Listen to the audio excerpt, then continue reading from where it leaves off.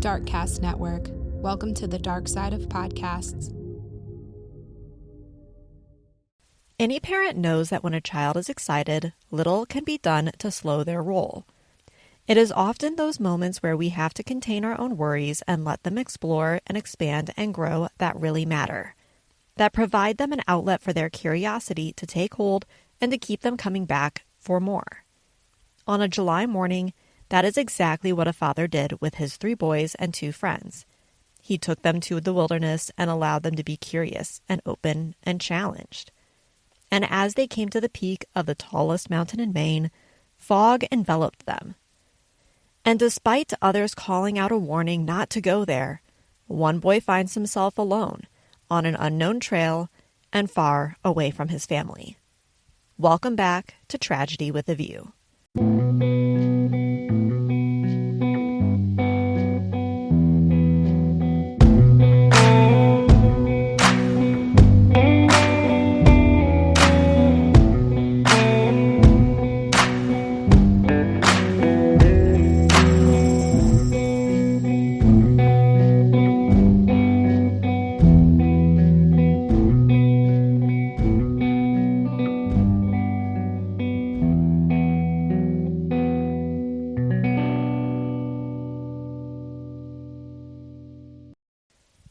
Hello. Welcome back. I am your host, Kayla, and if you are listening to this and you're a regular listener, you might have noticed that last week's episode, well, there was no last week episode, and that is because I had recorded this episode and then things got very busy. I forgot things that I needed in order to record the episode, like my SD card for the recorder, and then we had storms roll through and it kind of knocked out our power and I didn't have internet for a little bit. And then I had to travel to run a race.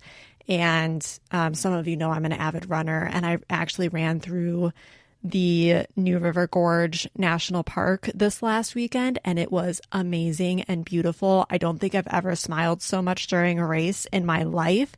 And if you have not been, I highly recommend you go. With all that being said, enjoy this episode, which I recorded last week for last week's episode, and I just didn't get it out in time. It is this week's episode, and we will be back on our regular schedule from here on out. Thank you for sticking with me. Moving on, I would like to thank our newest Patreon member, Michael. Thank you for joining us. Don't forget, you get the majority of episodes a day early for members, and then if you are a member of the Happy Hiker tier, you get a extra episode, which is the first Wednesday's episode every single month. You are also now getting to vote on which episode story you want to have as the subscriber only episode, and I've been really enjoying that. I hope you are too. Again, real quick, we do have merch available. The link will be in the show notes that you can go check those out. We've got new hoodies and new t-shirt designs, and some of the designs that were released in the fall are available again. And instead of a pre-order, they're being made to order. So they will be available throughout the year this time, and you can grab one at any point in time. But because they are made to order, there is a little bit of a delay in you getting those items. So I highly encourage that if you are wanting something for a particular event, maybe, going and grabbing an Against the Man shirt for a protest that you're going to for the national parks or the national forest, then you might want to give yourself a couple of weeks before the protest, so that way you actually have what you're looking for. And that's really the only couple of things that I have housekeeping-wise. But last month in episode 89, we discussed the disappearance of 8-year-old Dennis Johnson. And today we are talking about a very similar topic with a much different outcome. There was a lot of buzz going around the world in 1939. The Great Depression was coming to a close, and people felt like they could breathe again and the world was again open to them.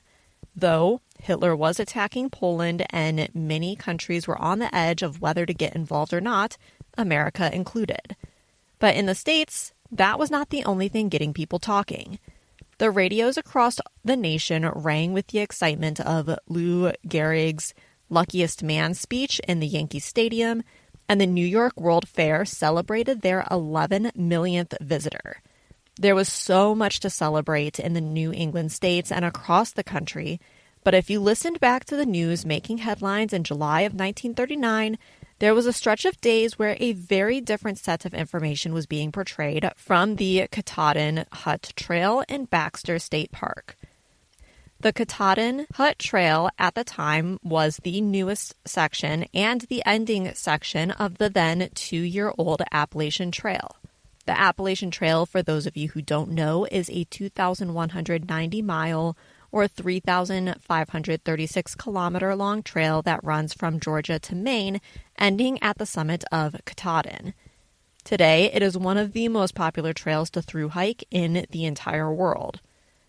Mount Katahdin, often called the Great Mountain by the Penobscot Native Americans, is a majestic granite massif rising to 5,269 feet or 1,606 meters, making it the highest peak in Maine.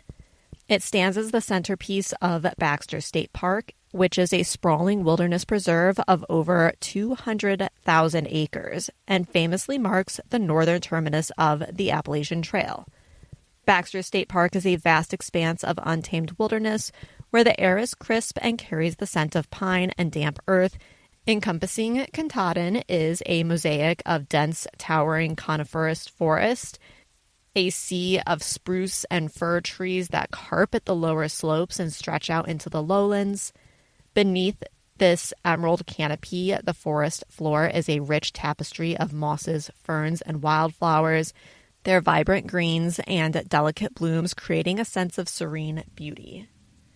As you venture deeper, the landscape unfolds into a network of pristine lakes and ponds, some shimmering like polished glass, others fringed with marshy edges where beavers build their dams and loons call across the water. These tranquil waters, fed by countless streams and rivers, are often surprisingly clear, reflecting the sky and the surrounding trees like a mirror. But you might hear the rush of waterfalls, like the picturesque Katahdin Stream Falls, or the gentle gurgle of smaller brooks winding through the woods. Beyond the immediate foothills, the park reveals a diverse geography. To the south and west, you find a low lake country, while to the east, the lowlands extend towards the Atlantic Ocean in the not-so-far distance. In the northern reaches of the park, beyond Katahdin itself, lies the rugged Traveler Range, and throughout the park, evidence of ancient glacier activity is abundant, from the U-shaped valleys to the ponds and moraines, shaping the lands with a powerful and ancient hand. This wilderness is teeming with wildlife. Keeping your eyes open for moose, which are often seen wading in bogs or emerging from the thick woods.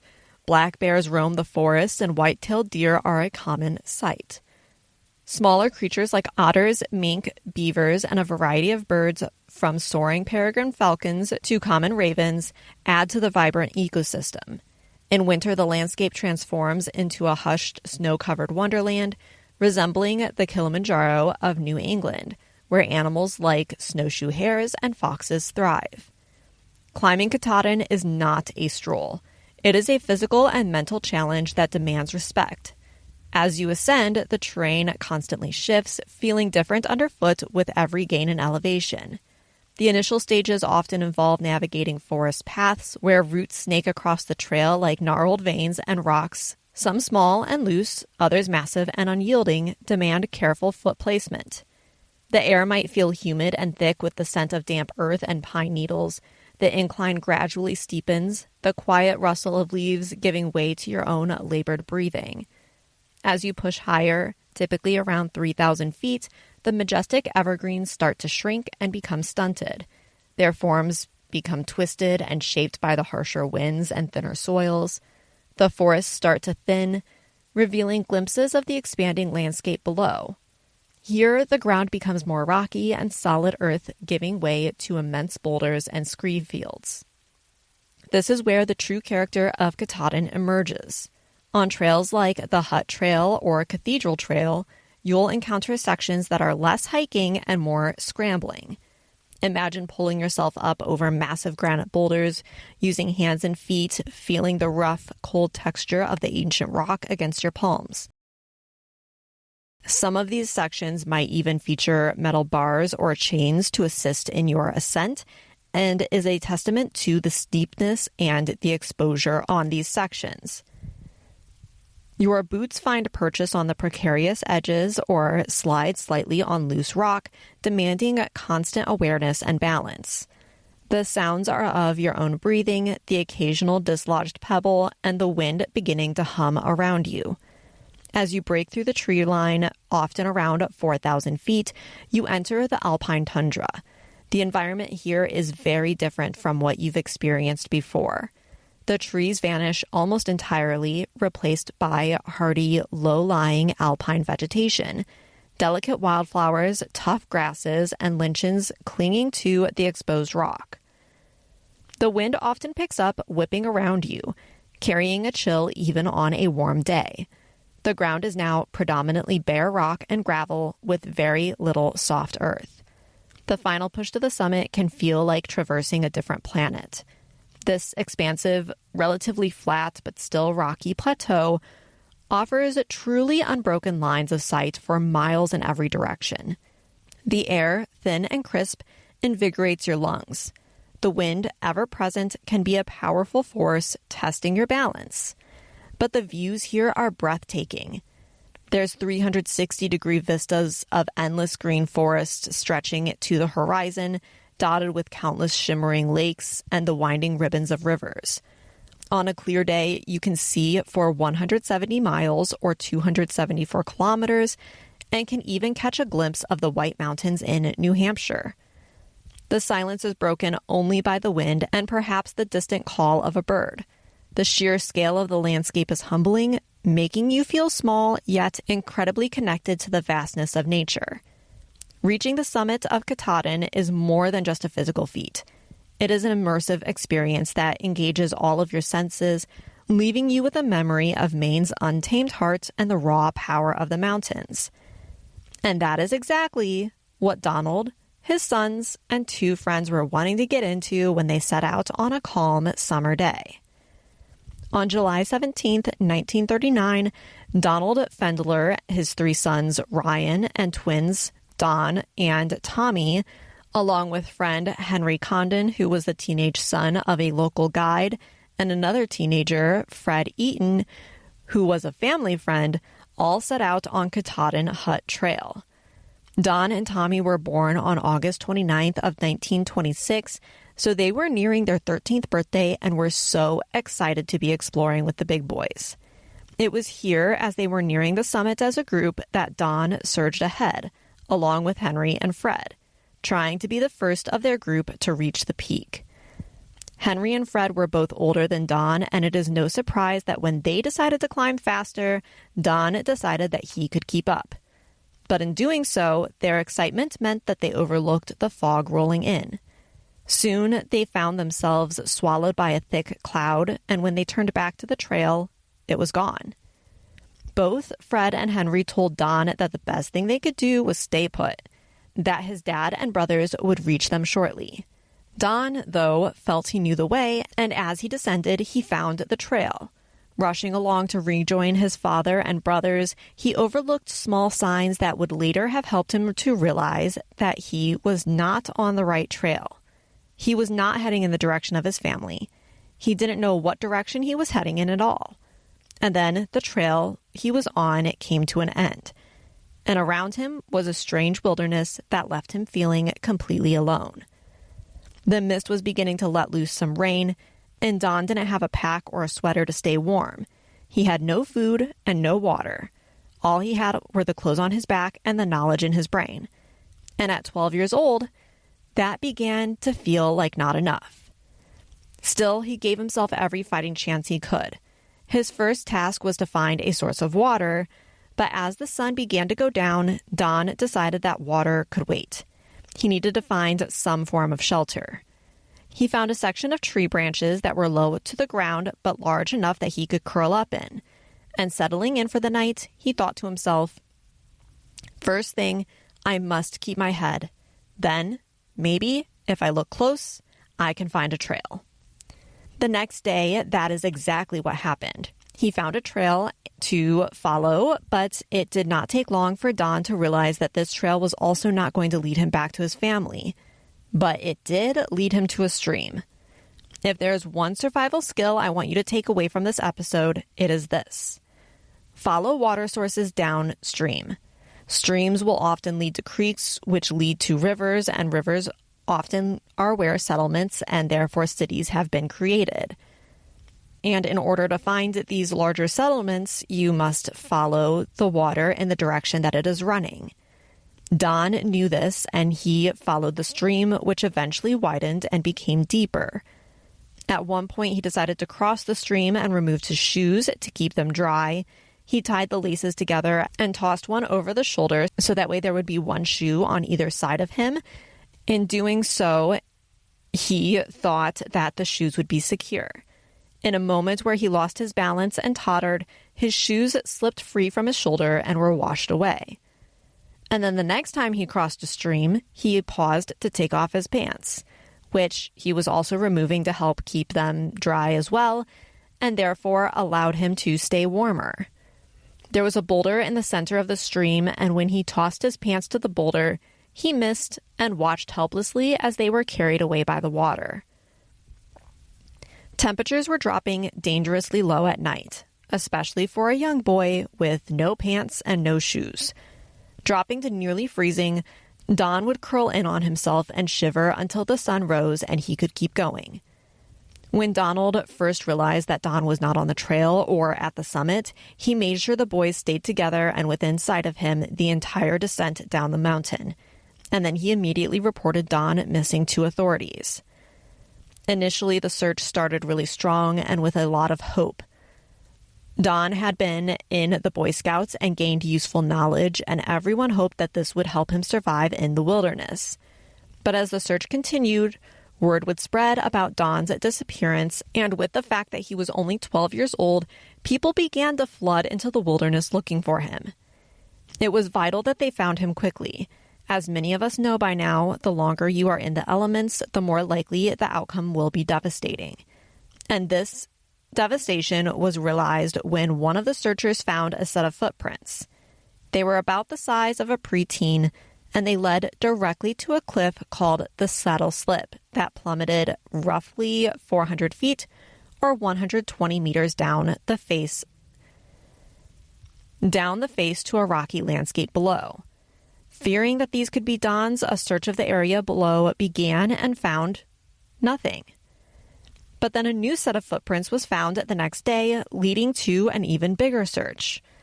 Local paper mills sent their workers to search the area for Don.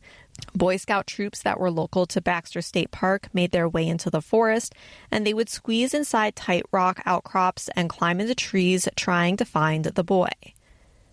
Prayer chains across the country started. Women from all over the country sent telegrams to Don's mother, Mary Rose, telling her about how they were praying for her and for Don and for her family and offering support in this difficult time. The New York State Police sent a plane with 2 of their very best bloodhounds to track Don by scent, and as they did so, they led their handlers on a slow and winding path through the thick brush and up steep climbs. Every day, Don's father, Donald, and uncle joined the search.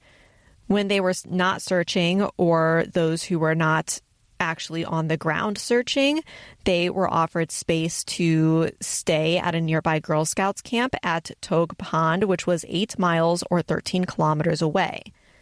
This camp is called Camp Natarsui. But as they searched and as the day turned to night over and over, hope began to wane. At Camp Natarsui, the girls were instructed not to sing because, quote, all was not well. And each night the sun set and Dawn was not back in her presence, Mary Rose felt the hope drain from her chest, only to be reignited each morning when she woke. Every morning she would tell herself this was going to be the day her son was found.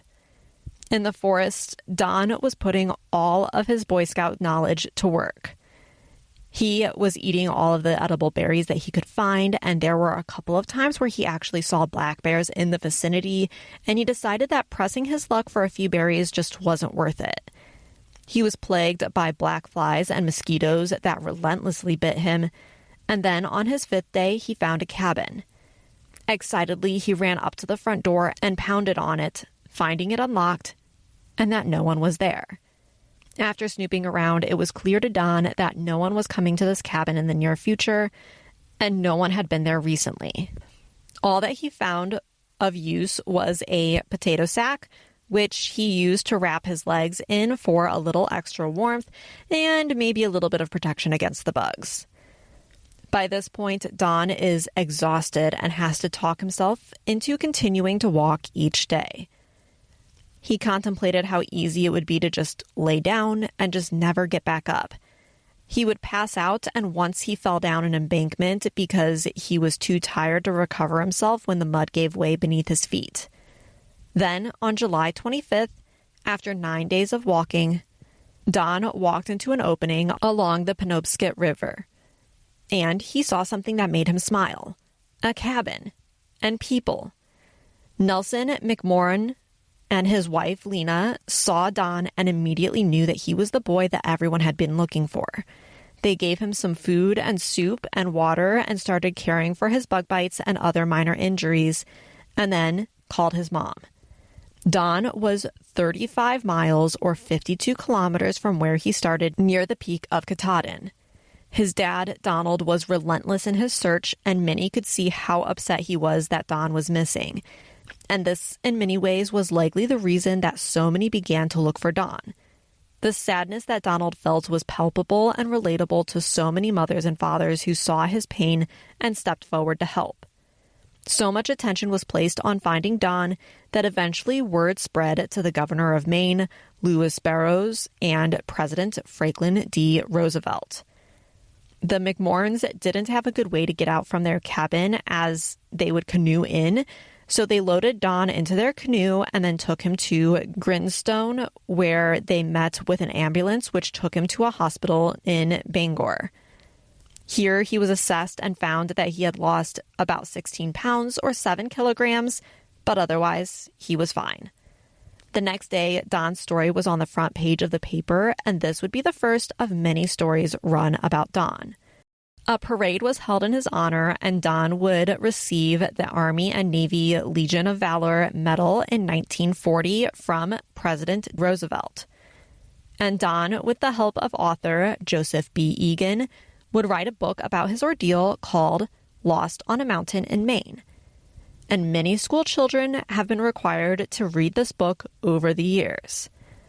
Don would later go on to study forestry at the University of Maine, and then joined the military, where he served in the Pacific Theater during World War II. During World War II, which began in 1941 for the United States, it was very common for boys to lie about their age and say that they were 16 or older, so that way they could fight. The war would have started for the United States when Don was in the 14 to 15 age range. I don't know if he lied about his age or if he waited until he was 16, though sources say that he joined in 1944 when he was 17 years old. Further, Don would train as a Green Beret and serve in Vietnam in the 101st Airborne Division, but no matter where he went, he would regularly return to Maine and to Baxter State Park along with his wife, son, and 3 daughters. The kindness of those in the area surrounding Katahdin was something that Don and his family, friends, and rescuers never forgot. He visited the area every summer, no matter where he was living, and often visited the schools to talk about his experience. Over the 81 years that have passed since Don was lost and found, his point is clear. It really is about faith and determination. That is the whole message. Don passed away in 2016 at the age of 90 and has been a local legend for nearly a century. And his legacy is one that will continue. Stepping onto Katahdin, you will not only be joined by this story, but Don asked that his ashes be spread on the mountain. It was as much a part of him as he was of it, and he wanted it to stay that way. Thank you for listening. Let's hope that next week's episode is on time, and we will talk next time. Bye. What is life without close calls with disaster? Thank you for listening. Don't forget to follow the podcast to be the first to hear the now weekly episodes. Join our subscription on Patreon, Apple, or Spotify today and immerse yourself in the haunting beauty of the great outdoors.